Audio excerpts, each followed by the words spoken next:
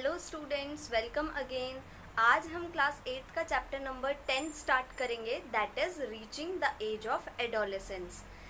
इस पूरे चैप्टर में हमें एडोलेसेंस होता क्या है, इसके दौरान क्या क्या चेंजेस आते हैं, क्या क्या हमें कैसे रहना चाहिए, क्या करना चाहिए, वो सब पढ़ेंगे।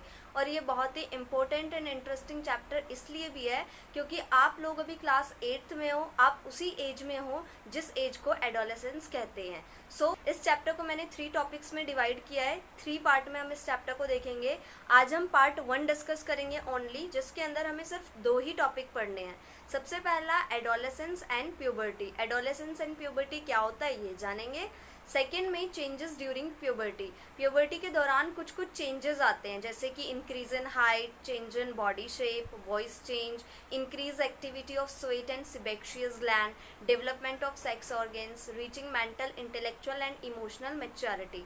तो ये सारे चेंजेस किस तरीके से आते हैं, कैसे आते हैं, हमें इस दौरान क्या करना चाहिए अपने आप को फिट रखने के लिए, ये सब चीज़ें हम देखेंगे।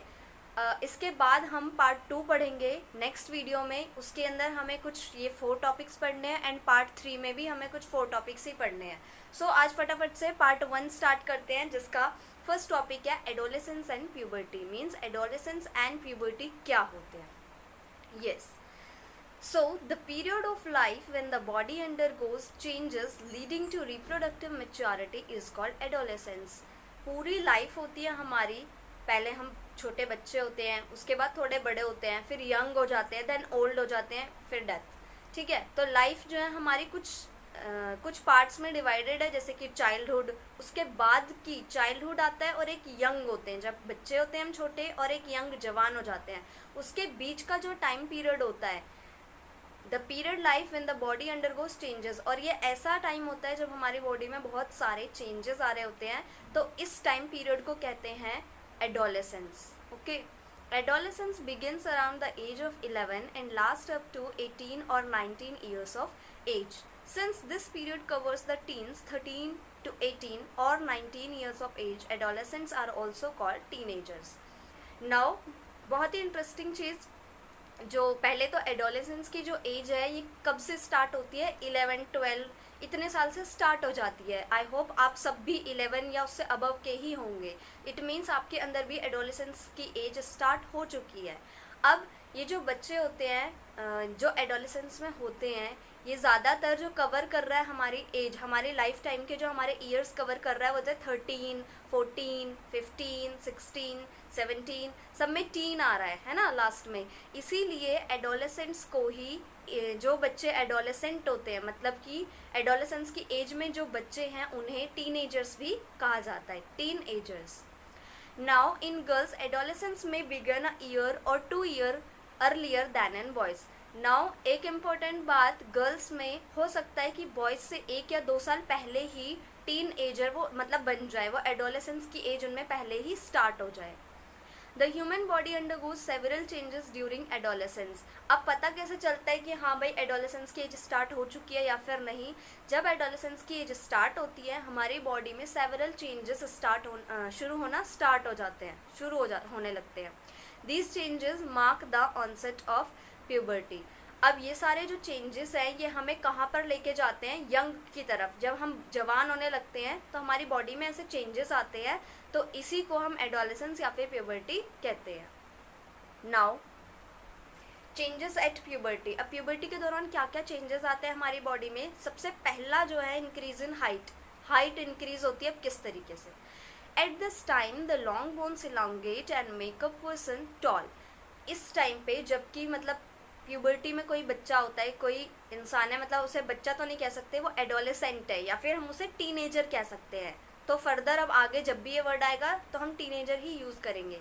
तो ऐसा टाइम जबकि टीनेजर होता है कोई, तो टीनेजर की बॉडी में हाइट इंक्रीज होने लगती है। किस तरीके से, जो लॉन्ग बोन्स होती है ना, जैसे कि हमारे हाथ में लॉन्ग बोन्स होती हैं, ये स्ट्रेच होने लगती है, खिंचने लगती है, और एक पर्सन को टॉल कर देती है, लंबा कर देती है। Initially, girls grow faster than boys, but by about 18 years of age, both reach their maximum height. शुरुआत में तो हो सकता है कि गर्ल्स जल्दी बढ़े, जल्दी जल्दी बढ़े। बॉयज़ में बेशक धीरे आ रहे हैं चेंजेस, गर्ल्स में जल्दी जल्दी आए, लेकिन 18 ईयर्स तक दोनों में पूरे चेंजेस आ चुके होते हैं, मतलब उनकी हाइट अच्छे से इंक्रीज हो चुकी होती है। The rate of growth in height varies in different individuals. Some may grow suddenly at puberty and then slow down, while others may grow gradually. अब जो ये हाइट इंक्रीज हो रही है ना, ऐसा ज़रूरी नहीं है कि मान लो 2 टीनेजर्स हैं और मान लो इसमें 1 साल में ये 4 सेंटीमीटर इंक्रीज हुआ है तो दूसरा वाला भी 4 सेंटीमीटर ही इंक्रीज होगा। इट इज़ नॉट कंपल्सरी, ऐसा कंपल्सरी नहीं है कि दोनों सेम स्पीड से ही ग्रो करेंगे, ठीक है। ऐसा भी हो सकता है कि कोई तो है जो प्यूबर्टी के टाइम पे बड़ी जल्दी से ग्रो हो गया लेकिन उसके बाद स्लो हो गया, और कुछ ऐसे हो सकते हैं जो धीरे धीरे सेम स्पीड से चल रहे हैं, एवरेज, है ना। जैसे रेस में भी होता है कि कोई पहले तेज भाग गया और फिर धीरे धीरे चल रहा है क्योंकि वो थक गया, और एक होता है जो सेम उसने अपनी कांस्टेंट स्पीड पकड़ी हुई है, वो वैसे ही भागे जा रहा है, चाहे स्टार्टिंग है रेस की चाहे एंड है। तो इसी तरीके से है कि जो इंक्रीज होता है हाइट में, वो किसी में जल्दी भी हो सकता है, बाद में स्लो, या फिर किसी में सेम स्पीड से चलता रहता है। All parts of the body do not grow at the same rate. Now जब ग्रो कर रहे हैं तो ऐसा ज़रूरी नहीं है कि हमारे जो सारे बॉडी पार्ट हैं वो सेम स्पीड से ग्रो करें। हो सकता है कई बार जो फेस होता है वो छोटा लगता है, बॉडी बड़ी लगती है, लेकिन एट द एज ऑफ 18 और 19 जब हमारी प्यूबर्टी की एज ख़त्म हो जाती है, उस टाइम तक अच्छे से प्रॉपर पूरी ग्रोथ मिल चुकी होती है हमारी बॉडी को, ठीक है। हम पूरी हाइट हमने गेन कर ली होती है हमारे सारे बॉडी पार्ट्स ने, और तब वो बिल्कुल सेम लगते हैं, हमारा फेस बॉडी से मैच करता है। Height depends on the genes inherited from parents. It is also very important to eat the right kind of food during these growing years. Now, जो हाइट होती है किसी इंसान की, यानी कि किसी भी टीन एजर की, वो डिपेंड करती है फर्स्ट वन तो अपने मदर या फिर फादर के जो जीन्स आते हैं ना हमारे अंदर, मदर या फिर फादर के अंदर से हमारे अंदर कुछ जीन्स आते हैं, ट्रांसफ़र होते हैं। तो जो ग्रोथ वाले जीन्स होते हैं, या तो हमारी हाइट पापा पे जाएगी या फिर हो सकता है मम्मी पे जाए। और दूसरी चीज़, ऐसा ज़रूरी नहीं है कि सिर्फ अब तो हम सोचें कि मम्मी पापा लंबे हैं तो ही हम लंबे हो पाएंगे, या मम्मी पापा छोटे हैं तो हम ऐसे ही रहेंगे। It is not compulsory. Proper food और बैलेंस डाइट भी बहुत ज़रूरी है। हमें न्यूट्रिशनल फूड खाना चाहिए, बैलेंस डाइट लेनी चाहिए, हेल्दी खाना खाएंगे तभी तो हमारी बोन्स को ताकत मिलेगी स्ट्रेच होने की। इसीलिए कहा जाता है कि हेल्दी खाना खाओ और अच्छे से हम फिर ग्रो कर सकते हैं। सो ये था increase in height. Now change in body shape. अब पूरी बॉडी के अंदर जो बॉडी शेप होती है वो भी चेंज हो जाती है। कैसे? First one, shoulders generally broaden as a result of growth. जो शोल्डर्स होते हैं ब्रॉडन हो जाते हैं, ठीक है, ऐसे चौड़े से हो जाते हैं जब प्यूबर्टी की एज चल रही होती है। In girls the region below the waist becomes wider. Girls में जो वेस्ट यानी कि पेट से नीचे का रीजन होता है वो वाइडर होने लगता है। In boys the muscles of the body grow more prominently than in the girls.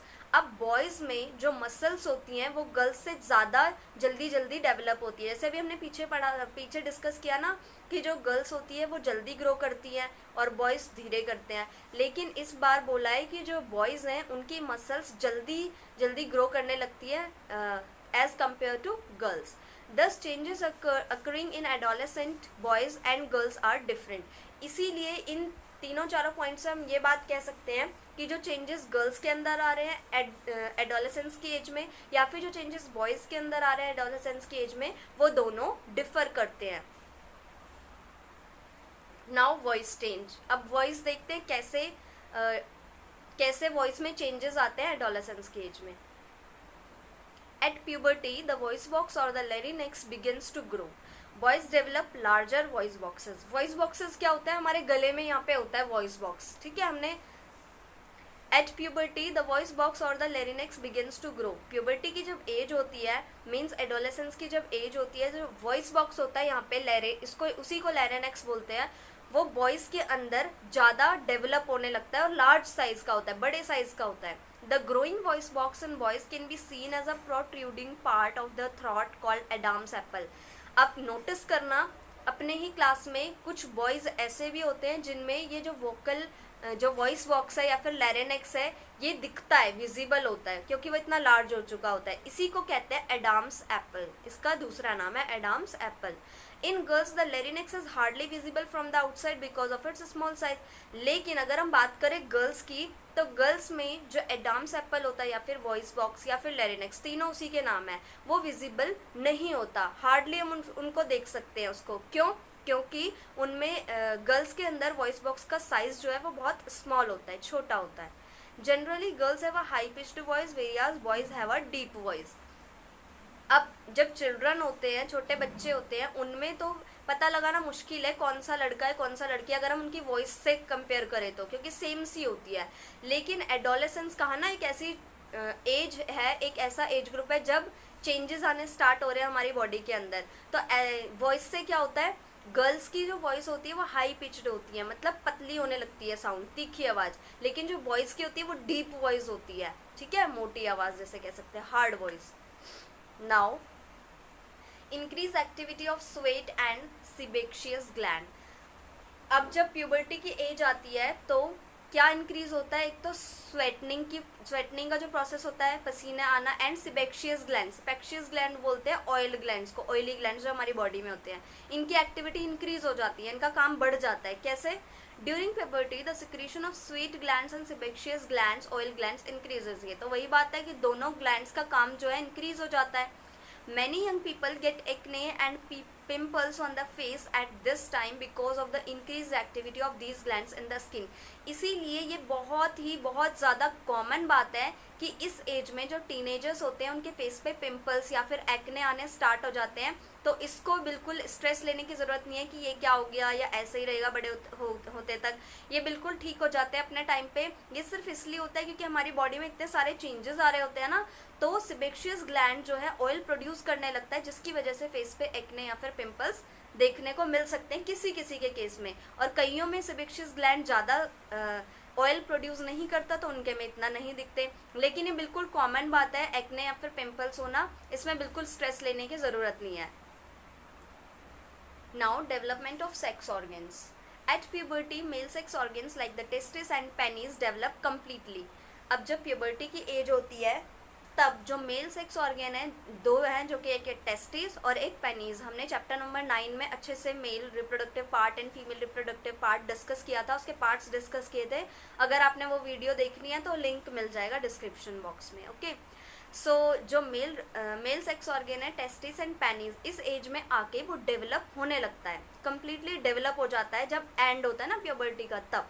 The testis also begin to produce sperms. अब जो टेस्टिस है वो स्पर्म को प्रोड्यूस करना स्टार्ट कर देता है। जब चिल्ड्रन होते हैं, छोटे बच्चे होते हैं, उस टाइम पे स्पर्म प्रोड्यूस नहीं होते।